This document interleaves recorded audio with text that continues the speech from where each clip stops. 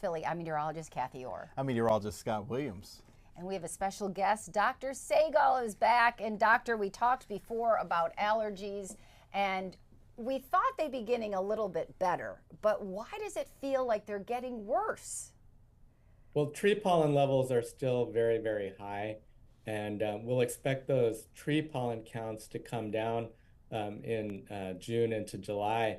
But while tree pollen levels remain elevated, other things are pollinating. So it's also grass pollen season now. Some of our patients might start to feel better in the summer, but we have other patients who just start to begin to develop symptoms as grass pollen levels go up.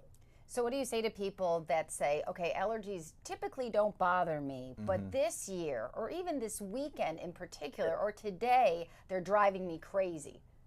Right. So as the pollen counts go up, symptoms, people become more symptomatic. So in other words, more symptomatic or more sensitive individuals might experience symptoms at lower pollen counts. But as the pollen counts get higher, even those people who might be less allergic will start to develop symptoms. So the higher the pollen count, the more likely you are to develop symptoms. Dr. Segal, is there a way to somewhat pollen-proof our homes, the inside of our homes? Keeping windows closed, even at those beautiful temperatures, is going to keep the pollen out of the house. There's different types of quality air filters that you can get for your HVAC system. So the higher the filtration level, the less that's a better way to filter the pollen as it moves through the HVAC system. If you have window units, keeping a good seal, making sure that they're clean and they have clean filters will also be helpful. Doctor, what about our pets? Because I've read that they could actually be a problem and bring some pollen inside. We completely forget about our pets. So even if we're not allergic to our pets, if they're spending time outside, they're bringing in the pollen with them. So in the same way that I recommend patients change their clothes when they come in from outside and take a shower before bed, I'd want them to keep their pets clean, especially if the pets are spending a lot of time outside. Bathing them more frequently is going to reduce the pollen that's on their coat.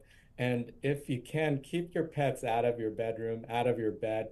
That's a tough ask, but it's going to be a way to reduce your pollen exposure at home. Yeah, that's something we don't really think about. Yeah, absolutely. I mean, we always think about, checking our pets for ticks this time of year because they're outside, but not necessarily, making sure they're not bringing a lot of pollen inside. Yeah. Now, Scott and I were just talking about Wednesday. So Wednesday is going to rain. So typically as meteorologists, we say, okay, well, the rain is good because it will clean out the atmosphere and then perhaps the pollen count will lower. But you explained that it can be a blessing and a curse. Right, so pollen counts will come down as the rain washes the pollen out of the air, but that moisture is going to just provide fertile ground for higher pollen counts moving forward. So you get a break, but it comes at a price. Wow. Is it too late to start trying to remedy pollen if we're being affected by it, or can someone still get on like a regime that will help them? Generally speaking, hindsight's 2020. So if you can start allergy medicines ahead of the pollen season, and for someone with grass pollen allergies, maybe this is a good time to get that started. It's going to be more helpful in managing symptoms. Certainly, once symptoms have started, it doesn't mean that the medications won't be effective, and there's a lot of great treatment options out there. Non-medication options could just be saline nasal spray or saline eye drops to wash the pollen off your eyes and flush your nasal passages. There's non-drowsy antihistamines, and I have some examples, things like Zyrtec or cetirizine. There's also Claritin, the generic is loratadine. Allegra, the generic is fexofenadine. And steroid nasal sprays are very effective. They're available over the counter and can be very helpful in keeping that inflammation down as well. Wow. How can someone get tested to find out what trees they're allergic to, what grasses they may be allergic to, or if they're allergic to those at all? Exactly. So you're raising a good point. Sometimes the situation can be confusing. Are my symptoms due to allergies? Is it upper respiratory infections? Is it chronic sinus infections? So testing is really helpful in better understanding why a person's having symptoms, or really understanding what the culprits are for those symptoms, and coming up with a customized treatment plan. Testing's fairly simple and straightforward, and we use the skin. Our skin is loaded with allergy cells, and we can use plastic prong devices, and I have an example here. And each tip is dipped in a different solution, and this is an actual testing device. And so you can see that they're called scratch tests, and they just irritate the surface of the skin. And if someone mounts an allergic response in the skin from exposure to one of those allergens like tree pollen or grass pollen, it really helps us understand what happens when that pollen comes in contact with the eyes or the nasal passages or the lungs, which also have those allergy cells. Mm-hmm. And you're seeing all age groups being impacted this season, right? Yes, yes. So, as allergists, we see entire families and that, spectrum of ages. So, infants and toddlers, young children, teenagers and adults, we can develop allergies at any point.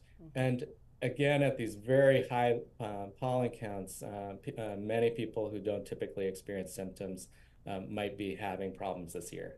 It's interesting, doctor. I typically take my allergy medicine on certain days when I feel the symptoms coming on, but it sounds like you're suggesting just take it, right? I shouldn't pick and choose the days I take it. I should just take it every morning. Is that right?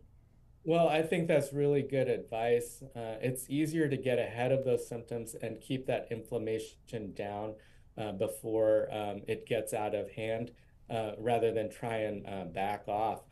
Pollen counts, as you've seen and you guys report on them, remain elevated for several weeks at a time. And we talk about grass pollen levels being elevated through May, June, and July. So we know that on a day-to-day basis, they may fluctuate a little bit, but they're going to remain relatively high.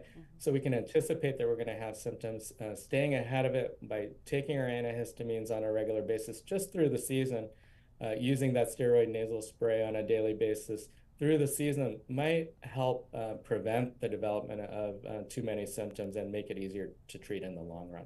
I think it's good advice. Yeah, I think really I have to stock up. Dr. Sagal, thank you so much. Of course, you're from Chestnut Hill Allergy and Asthma.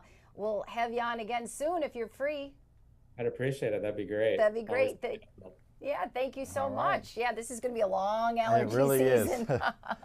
We're going to take a short break and we'll be back right after this.